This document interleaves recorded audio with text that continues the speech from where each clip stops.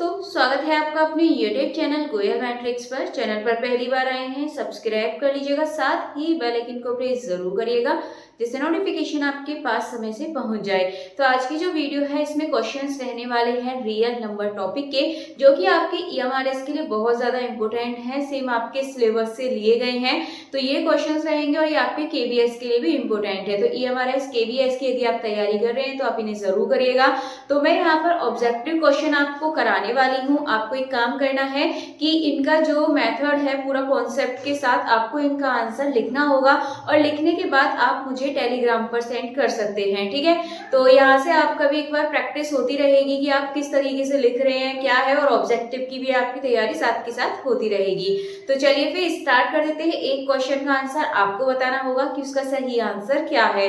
तो question number 1 आपके सामने है। क्वेश्चन नंबर 1 है the sum of rational and irrational number is. यहाँ पर पूछा है एक इरेशनल नंबर है और एक यहाँ पर आपका रेशनल नंबर है, इन दोनों का सम क्या होगा। हमेशा के लिए पूछा है, ऑलवेज कैसा होने वाला है, तो आपको ध्यान रखना है एक आपका रेशनल है और एक इरेशनल है। जैसे ले लीजिए आपका रेशनल नंबर आपने 2 ले लिया, इरेशनल रूट 2 हो गया। आप इन दोनों का प्लस यानी कि सम करते हैं तो आप देखेंगे आपको एक पूरा इरेशनल नंबर ही मिलेगा। आप एक रेशनल में यदि इरेशनल को प्लस करते हैं तो वो प्लस नहीं होंगे, इस तरीके से इस फॉर्म में ही लिखे जाएंगे। इस वजह से जो इसका आंसर है वो यहाँ पर क्या हो जाएगा, इरेशनल नंबर। तो ऑप्शन नंबर 20 का बिल्कुल सही आंसर हो जाएगा। नेक्स्ट है इसके बाद क्वेश्चन नंबर 2। क्वेश्चन नंबर 2 है the product of two different irrational number is always. जो प्रोडक्ट होता है डिफरेंट इरेशनल नंबर का वो हमेशा क्या होगा आपको बताना है। तो देखिए यहाँ पर क्वेश्चन आपसे इस तरीके से पूछा गया है कि दो इरेशनल नंबर है उनका आपको प्रोडक्ट बताना है।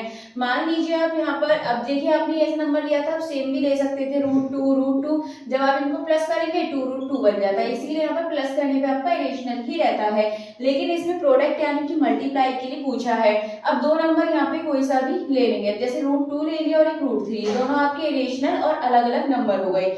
इनका यदि आप मल्टीप्लाई करेंगे तो 2 3 जा 6, आपको कैसा नंबर मिलता है, ये आपको एक नंबर मिल जाएगा इरेशनल √6 वाला।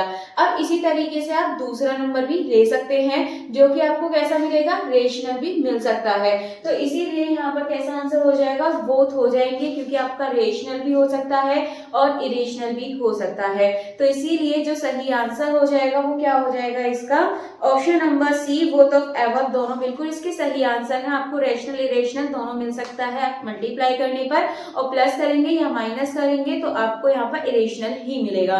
तो चलिए इसके बाद चलते हैं नेक्स्ट क्वेश्चन नंबर 3 की तरफ। क्वेश्चन नंबर 3 है which of the following is irrational number. आपको बताना है इसमें से कौन सा इरेशनल नंबर है। एक मैंने वीडियो बनाई थी जिसमें आपको थ्योरी समझाई हुई है, आराम से आप बता सकते हैं कौन से रेशनल होते हैं, कौन से इरेशनल होते हैं। एक बार फिर से यहाँ पर रिवाइज कर लेते हैं। तो देखिए यहाँ पर रेशनल इरेशनल, तो यहाँ पर आपको मालूम होना चाहिए, जैसे कोई नंबर है, जैसे हो गया आपका √25, ठीक है, √25 हो गया, या आपका ओनली 5 हो गया, या फिर एक आपका ऐसा नंबर है जो कि पूरा डिविजिबल है पॉइंट में, डेसिमल में, इस तरीके से है। देन इसके बाद एक नंबर आपका ऐसा है जो बार बार सेम डिजिट को लेकर रिपीट होता जा रहा है, ठीक है, ये नंबर। ये जो सभी नंबर आते हैं हम इसको किस तरीके से लिख सकते हैं, हम इसको ऐसे भी लिख सकते हैं, 1 2 3 बार बार रिपीट हो रहा है तो बार। ये वाले जो सारे क्वेश्चन है √25 5 का होता है, तो ये और ये आपके सभी नंबर कैसे होते हैं, ये होते हैं रेशनल, ठीक है। बस छोटी सी पहचान आपको याद रखनी है।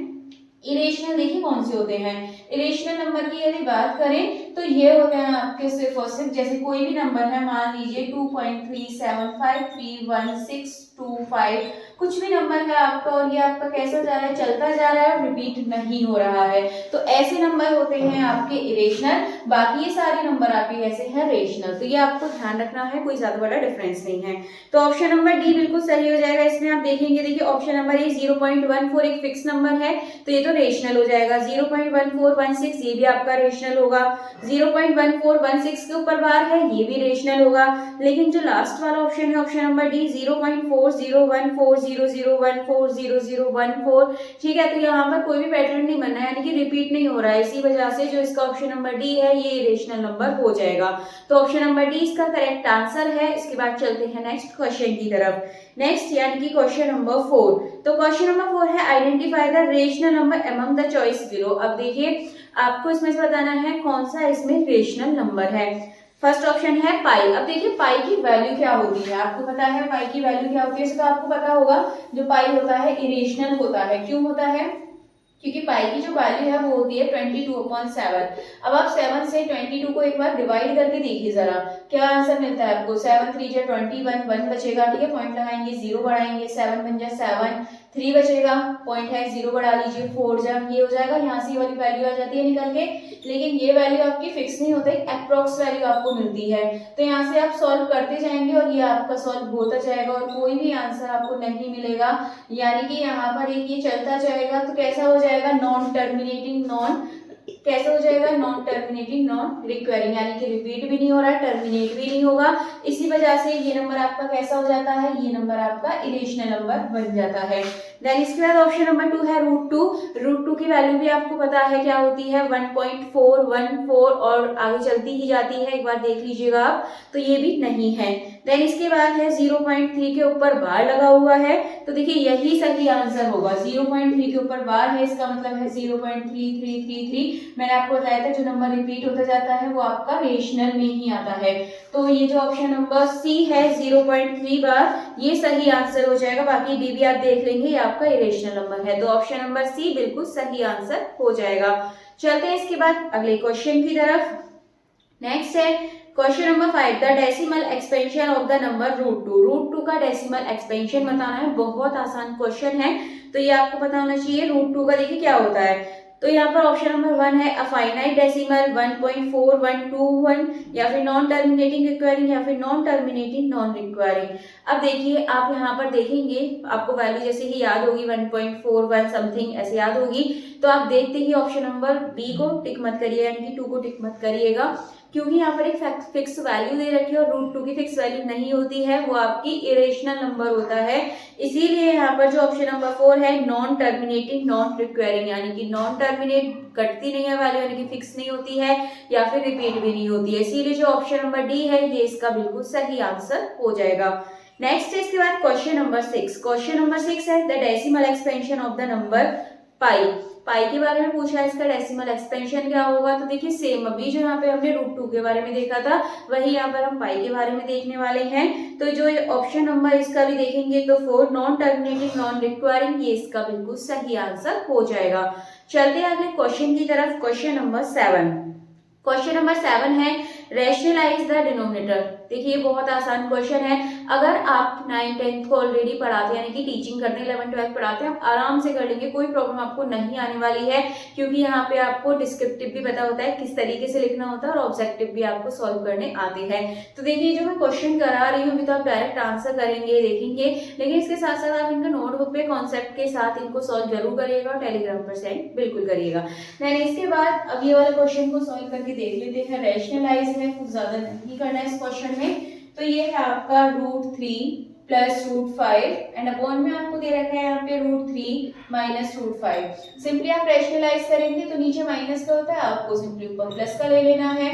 तो आगे इसको सॉल्व करेंगे तो ये आप जब सॉल्व करेंगे बन जाएगा a minus B, A plus B, इनका multiply a square minus B square, यानी कि √3 का स्क्वायर माइनस √5 का स्क्वायर, और ऊपर ये बनेगा यहाँ पे इसको सॉल्व करेंगे तो जाएगा 3 प्लस 3 का 5 में मल्टीप्लाई करेंगे √15, ये भी आपका 15 बनेगा। देन इसके बाद ये बन जाएगा आपका 5, तो ये हो जाएगा 5 और 3 8 प्लस 2 √15, और यहाँ कितना मिलेगा आपको, √3 का स्क्वायर 9 माइनस 25, ठीक है। अच्छा यहाँ पर √3 है तो √3 का 3 और -5 तो -2 आपको यहाँ मिल रहा है।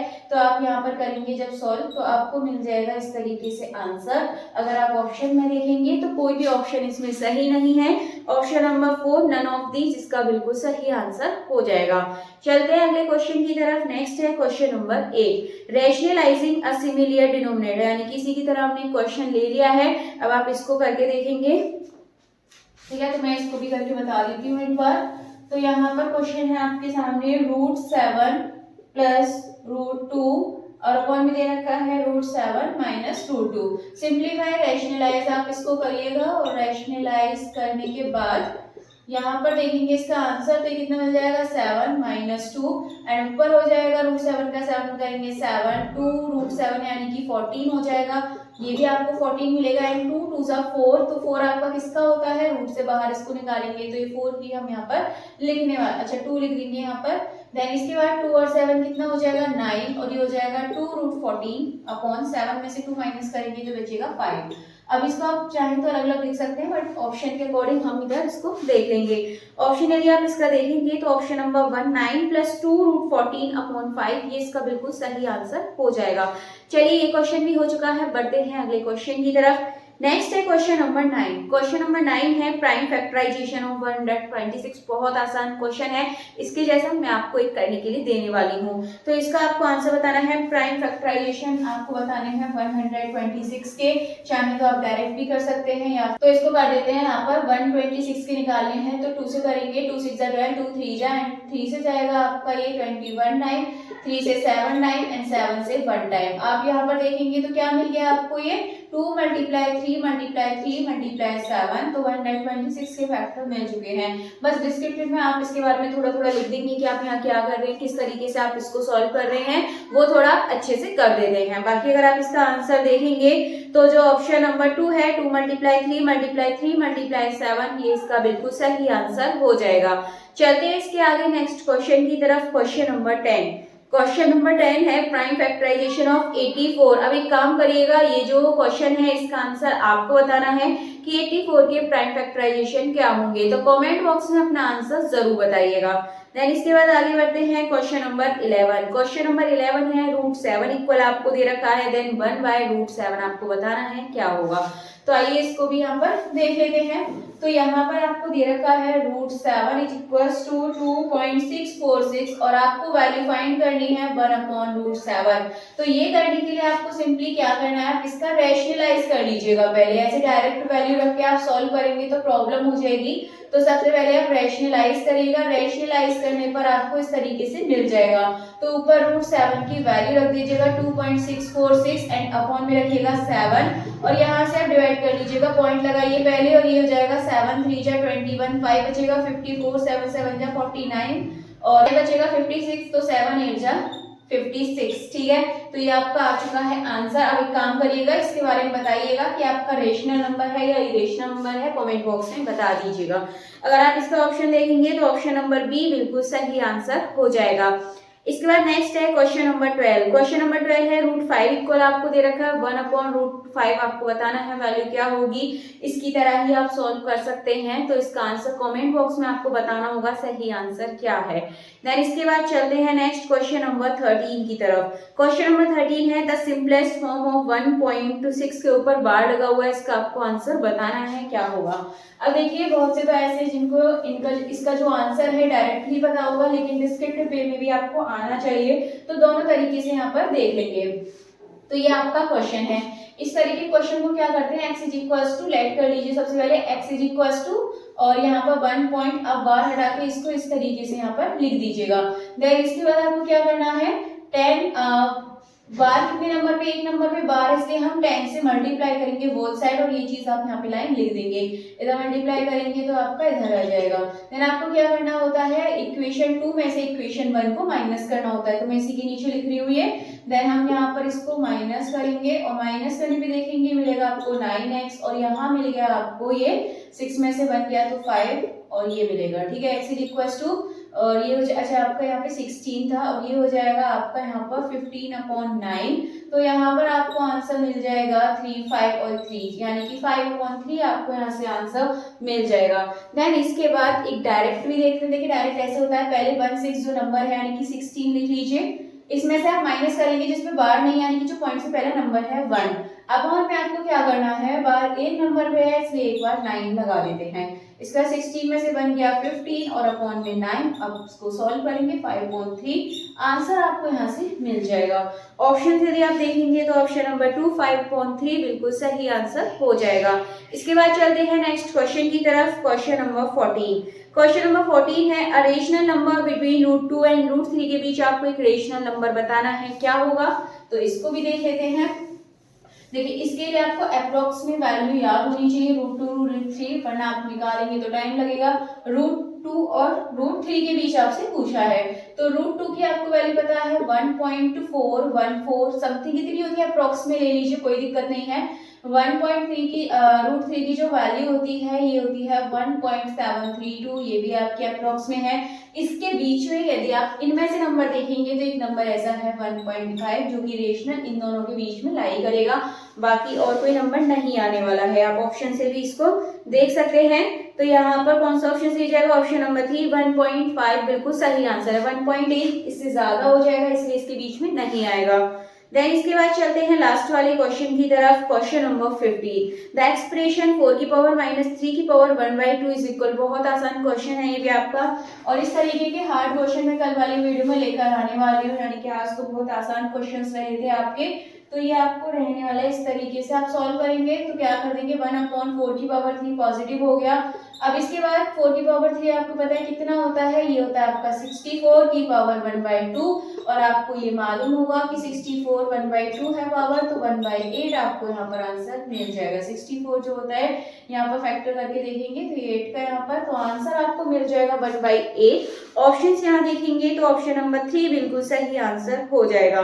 तो चलिए फिर मैंने आज आपको 15 क्वेश्चंस कराए हैं एंड 2 के आंसर आपको कमेंट बॉक्स में बताने होंगे। साथ ही मैंने बताया है कि सभी के आप डिस्क्रिप्टिव मेथड से सबको आपको सॉल्व करना है और मुझे सेंड करना है, ठीक है। बाकी चलिए मिलेंगे हमारी नेक्स्ट वीडियो में, एंड नोट्स आपको परचेज करने हैं तो उसके लिए भी आप कॉन्टैक्ट कर सकते हैं। नेक्स्ट वीडियो में मिलने वाले हैं आगे के क्वेश्चन के साथ। अगर आपको वीडियो अच्छी लगती है तो प्लीज इसे ज्यादा से ज्यादा लाइक कमेंट शेयर भी कर दीजिएगा।